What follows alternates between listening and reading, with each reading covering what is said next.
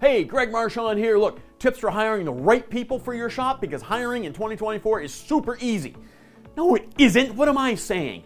Listen, you want the right people for your shop. Number one, you've got to create an organization everybody wants to work for. That means you've got to focus on positive shop culture. If you need help, find me on one of these social media things. I'll give you some help there.